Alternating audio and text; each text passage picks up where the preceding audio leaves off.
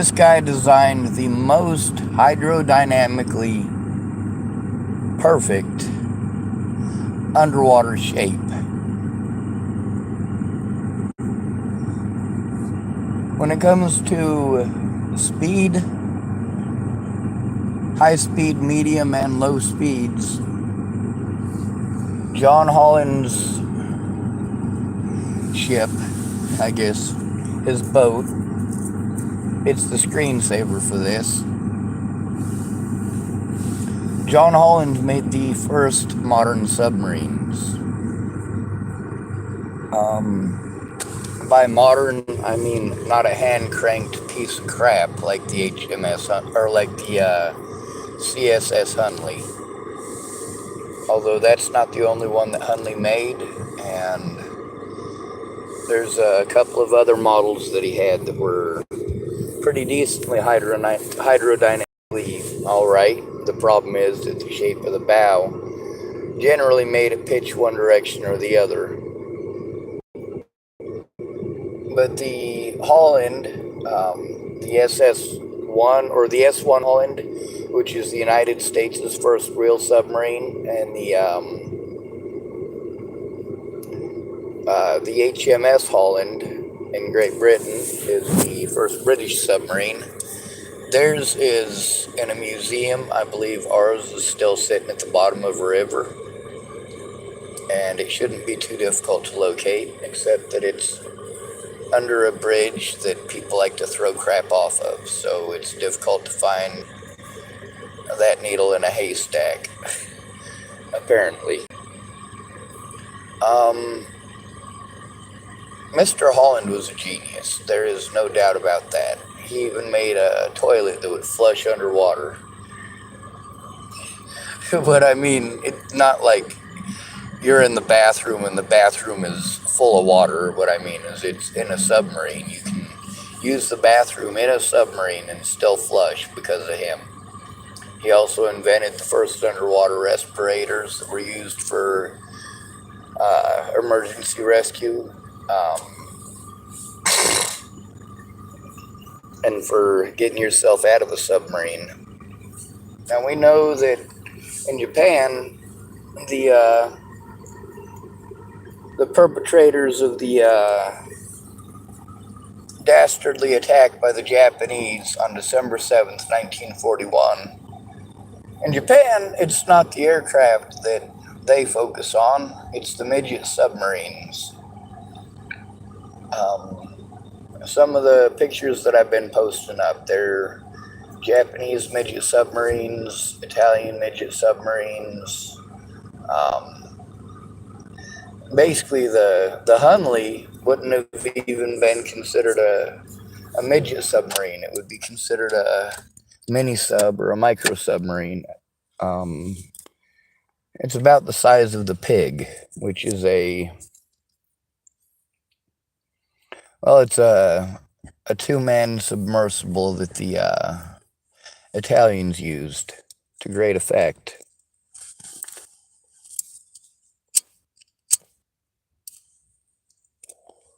One of the most effective tools of the war for the Japanese was actually the midget submarine. We don't give them enough credit, and probably about 60% of the stuff that we thought just kind of blew up on its own and wondered why it just blew up on its own. Well, they weren't blowing up on their own. They were getting smacked by midget submarines.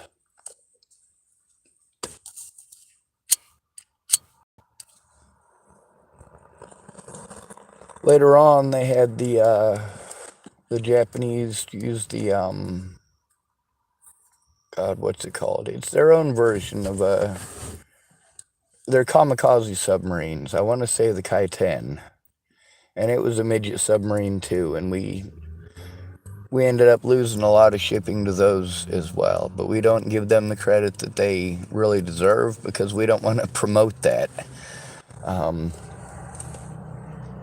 We, with our large capital ships, don't want to let anybody know how vulnerable we still are to torpedoes and also to small craft. With a lot of the rubber coatings that they have now and Also, radar reflective shapes. Well, we can do some pretty cool stuff with the superstructures, and we can make it so that it's kind of radar resistant. Kind of like the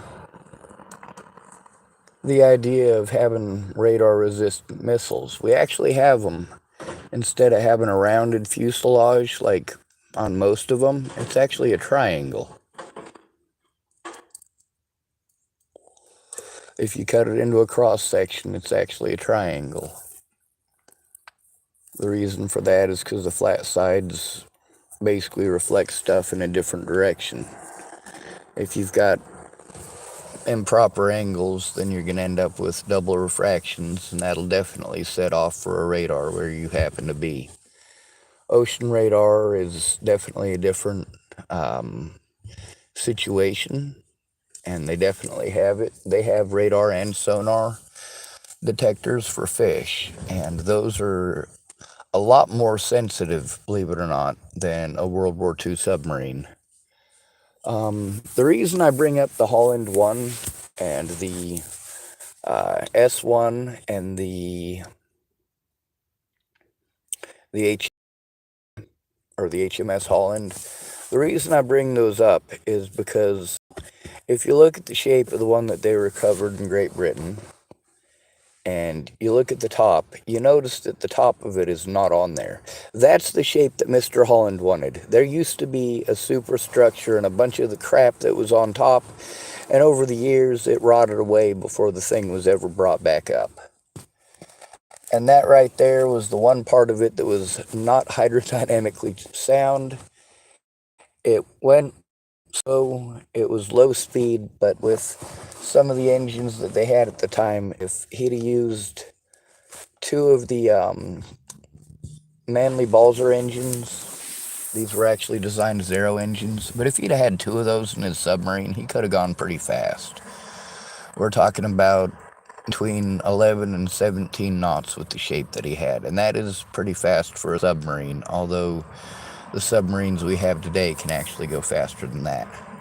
A lot faster. The shape of it, however, the Holland 1, or the American version of the Holland, it was 61 feet long, and one of his other versions was 64 feet long. But a lot of different nations did studies on his vehicles, and it turns out that he did make the most hydrodynamically sound, and all of our medium and small submarines that we're designing today, that the Russians are designing today, that the even the Italians and many of the Balkan states are designing, they're all designed on the Holland designs, the original Holland submarines. The very first American submarine and the very first British submarine, both designed by Mr. John P. Holland. Without the superstructure on top, you get to see the shape that he designed. The biggest gripe that he had was that it's a boat that's made to go underwater, and still these naval officers insist on having a deck to strut about on. And he was absolutely right. The difference between the submarines that he made for himself to show the concepts and to make things better versus the ones that he made for the United States as well as for Great Britain is that the one for Great Britain and the one for the United States both had decks for them to strut about on, and his own design was faster. It was just a better boat. As far as the torpedo tube launching system and a lot of things like that, like Mr. Holland did a lot of innovating. The extra ballast tanks, also the way that you can actually store the fuel. There's a lot of different stuff that goes into that. On our Gato class and Vallejo class submarines, they actually, at the beginning, had ports at the bottom of the gas tanks that would open and close and allow seawater in. And what they realized is that they didn't actually need that. Unless the submarine completely flipped over, none of that oil was coming out. None of it. Even if you had depth charges blowing off real close to you, it wasn't going to set off that fuel in the tank, and it wasn't going to come out of there.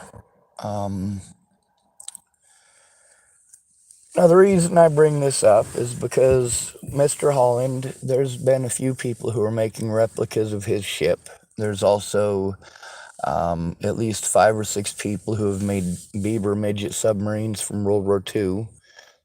Replicas anyway. One of the guys outfitted it with all modern stuff on the inside, though. It's nice. He even had some lights that are set up in there, and music and all sorts of stuff. There's also Seahound replicas. I haven't seen anybody trying to tackle a really big project like the CB-20, trying to make a replica of that, but that would certainly be something that would be cool to watch. As far as going in and infiltrating a place like Pearl Harbor, that could still be done today using a Holland type submarine of about those dimensions. You could actually make it smaller today. Modern technology would allow you to make a Holland type submarine that would be about 22, 23 feet long, and it wouldn't need to be any bigger than that. It could be manned by one person. We've also seen that they've got the private submarines now, the ones with the big, huge glass cockpits on them. Well, one thing that I was looking at is taking recycled plastic bottles and turning them into exactly that, just on a larger scale. Just make the bottle bigger. You got the cap on the front that you screw onto it. Make that your door.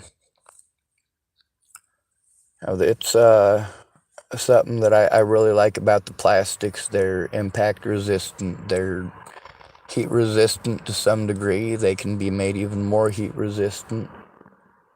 It's all a lot of really cool technology. And there's a lot of people who insist on having technology for war. They just only understand one thing, and that is violence.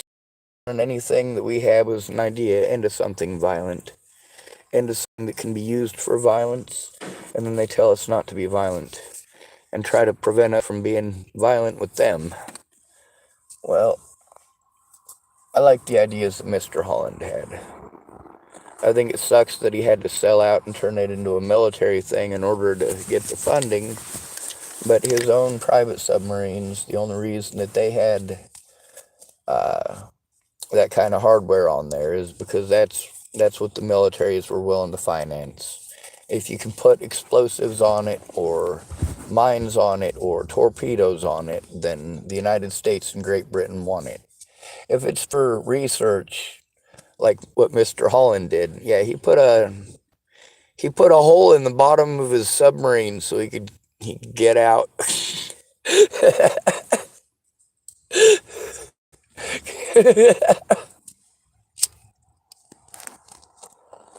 It does kind of sound like a crazy idea, don't it? But there's actually a lot of submarines that have that. They have escape hatches that are on the bottom. They also have emergency plugs on the bottom. It's the same thing. Basically, if you want to flood your submarine, pulling the plug on the bottom won't work. You gotta open a port on the top as well, and then your submarine will flood. But that's the really cool thing about pressurized containers. If it's a pressurized container, as long as you're not too deep, when you open that up, the amount of pressure that's in there will maintain the water level. I like the technology, not necessarily the usage. When it comes to firearms, I like the technology, not necessarily the usage. When it comes to submarines, when it comes to airplanes, when it comes to boats, when it comes to, well, tanks. Tanks are a really good idea. That's something that I absolutely love. I just don't want to put guns on it. I figure that a tank has a purpose, and we call them tractors. What do we use them for? Well, just about everything that you could possibly need a slow, low speed, high torque, anything for, you probably want a tractor. If it's meant to pull 20 tons and 16 tons of that is armor, if you shave off that 16 tons of armor, that means you got 32,000 pounds worth more pulling power. Yeehaw. Anyway, I got my stuff abandoned inside, so I gotta go take care of it. Good to be rid of you. Thanks for coming to visit. Stay out of trouble or don't get caught. Remember, you are your brother's keeper and no victim left behind.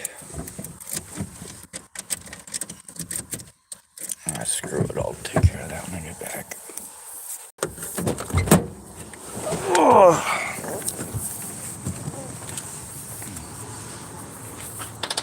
Alright. Hopefully tomorrow I'll get more done.